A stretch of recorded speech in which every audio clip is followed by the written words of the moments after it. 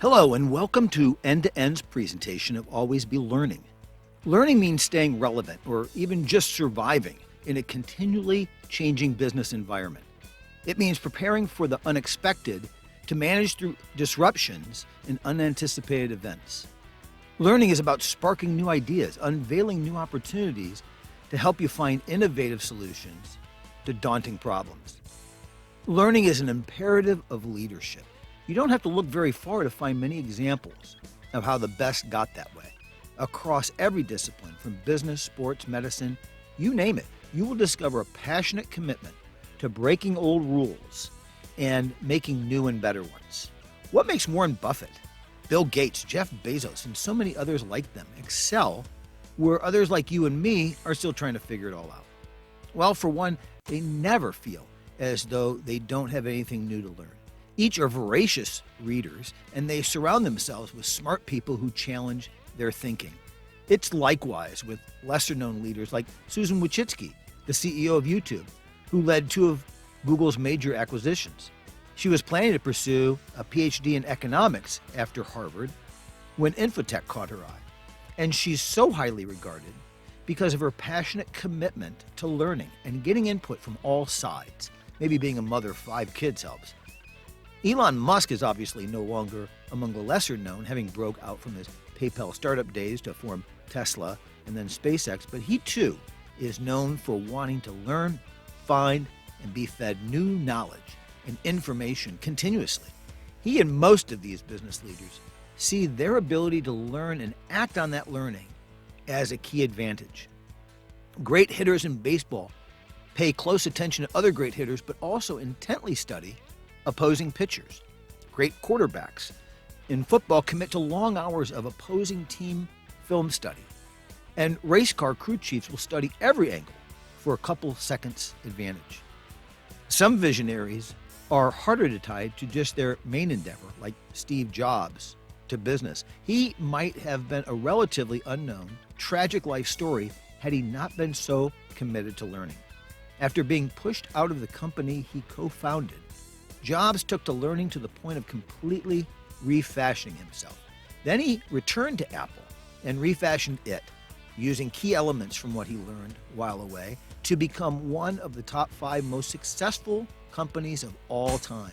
One of his most important lessons learned while away came from his co-founding of Pixar, where concise, impactful storytelling was hammered home. You could say he and Apple certainly leveraged that lesson. General Stanley McChrystal had superior forces with superior training, intelligence, firepower, and commitment in Iraq. But when Al-Qaeda in Iraq, or AQI, was inflicting significant casualties on Allied troops with impunity, General McChrystal knew they needed to learn and do so fast. All of the advantages didn't matter given the circumstances. Throughout history, generals are always fighting the last war. After World War I, the French built the Maginot Line, and then the Germans blitzkrieged right around it. The U.S. forces went into Vietnam with tanks, which were rendered useless in jungle terrain.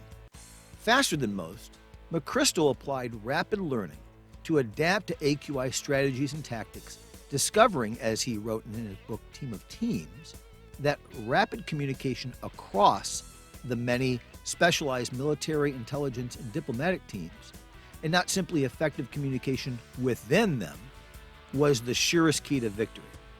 There are 2 underlying lessons from these examples of learning from these extraordinary individuals.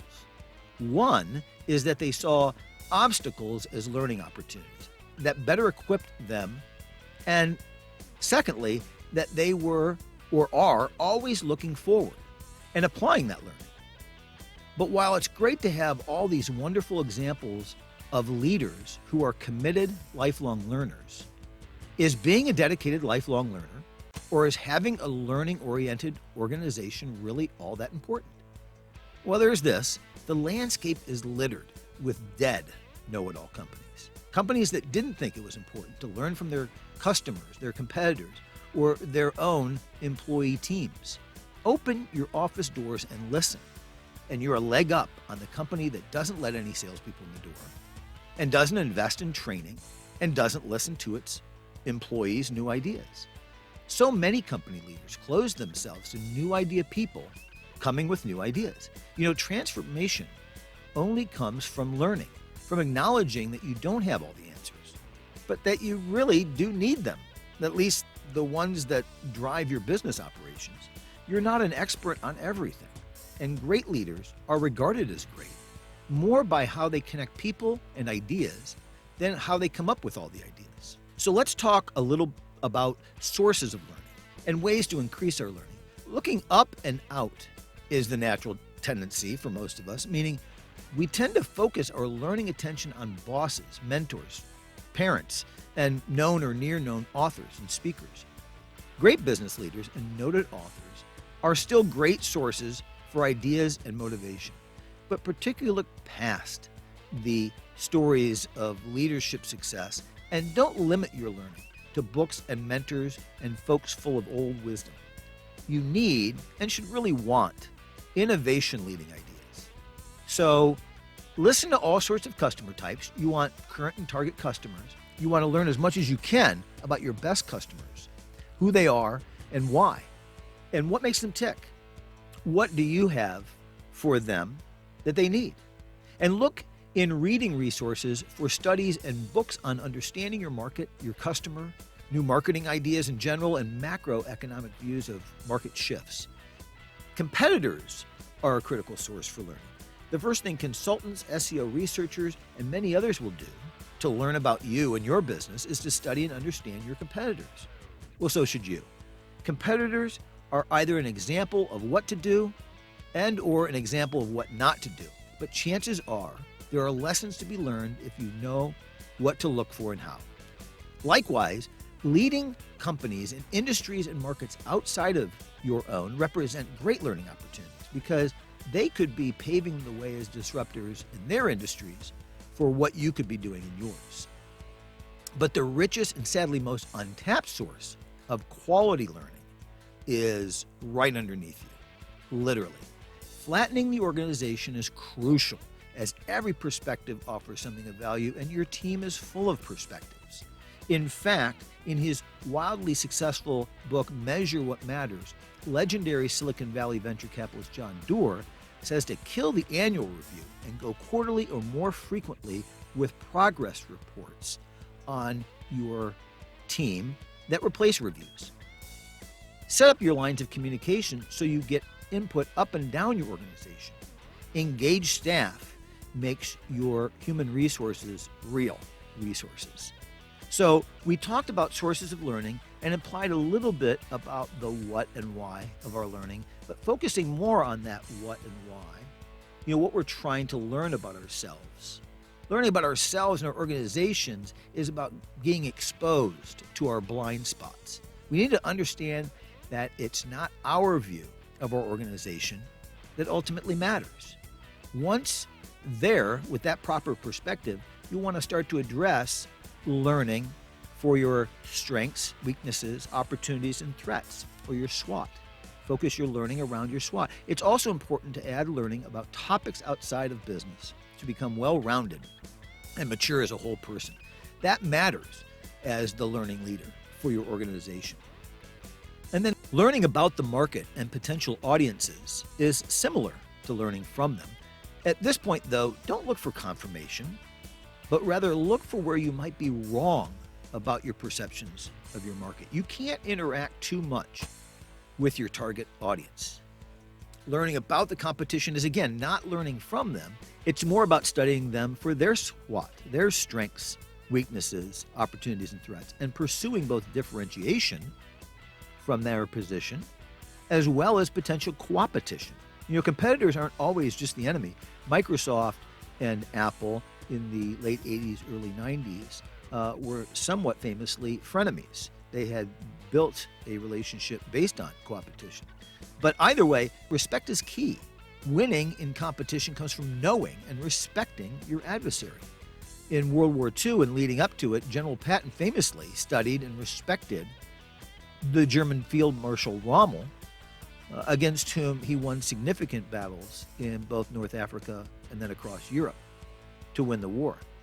Likewise, Michigan's football coach Bo Schembechler coached for Woody Hayes at Ohio State before becoming his nemesis, in which, over a 10-year period, they engaged in a fierce rivalry known as the 10-Year War. Finally, learning about your organization means looking beyond yourself and your leadership circle and exploring what your team looks and operates like when unseen by your eyes. You're naturally exposed one way, with the view of the boss, but rarely does anything really operate the way it does when the boss is around. If, however, you really embrace all of your team members as equally important to the overall operation, especially after garnering their heartfelt feedback and input, it is possible that operations are conducted the same regardless of your presence, because you welcome all views and you engage your team. So we've been loosely referring to organizational learning. Let's focus a little more there now. There's an old saying, a fish rots from the head down. Organizations reflect their leadership. And by the way, authoritarian leadership, whether it's in government or business, has been proven over time to be bad business, according to a group of researchers from cooperating universities in Australia. So be a leader and not a boss, and create leaders, not bosses. Make discovery as an organizational activity, and see being a leader as a designer, a teacher, and a steward of learning and your learning resources. It's a type of servant leadership approach. Back to General McChrystal, he could have just plowed forward with old strategies and tactics until brute force and a lot of casualties won the day. But when death is your performance scorecard and you're learning oriented, you opt for the quick learning efforts and you spare those losses of lives. Your own sales efforts may be just fine, but do you know, without death as a scorecard, just how many battles you're losing? Creating organizational learning systems allows you to more quickly gain broad insights into your casualty count, so to speak. In part, not just how, but why you do what you do across the departments in your organization. Get the team on board from the get-go with the why, along with the how. The why, along with the how and your stance on learning and welcoming freely flowing ideas, frees your team up to ponder better hows. Red teaming is another way to empower more and better hows by accounting for and embracing contrarian views. It's all about inviting a team of contrarians to essentially poke holes in what everybody else says is the best way forward on any given initiative. Peter Sang, widely considered the founding father of organizational learning, wrote The Fifth Discipline, The Art and Practice of the Learning Organization. This book lays the groundwork of systems thinking, upon which many modern management and leadership books have been written. Andy Grove, while leading Intel through one breakthrough after another, incorporated organizational learning into his management approach, anchored in OKRs, or objectives and key results. The main premise is that an objective and first its associated key results are evaluated as done or not done, accomplished or not. That is all that really matters as an initial view. But then critical learning can be attained to improve the next results of an OKR iteration. John Doerr taught Grove's approach to Google founders Larry Page and Sergey Brin, who literally went wild with it. And then Doerr wrote, Measure What Matters for the rest of us to go wild with. Don't be afraid of creating breakthrough opportunities for your organization, but do so with goal setting that accounts for learning, and learning that creates new dreams, new objectives, and goals. And briefly on that note, whether it's OKRs or OGSM, objectives, goals, strategies, and measures, or the myriad management systems or frameworks that you might choose from to ascribe to, establishing organizational learning systems is a key element to creating room for innovation through open and alternative thinking. It's done or it's not. It's achieved or it's not. Now, let's learn why. Simple is important too. Vince Lombardi is rumored to have begun each preseason camp with the statement to his squads, "This is a football." Anchor your learning in the basics and encourage your team to do likewise. Accountability really only works when your team is all very much on the same page.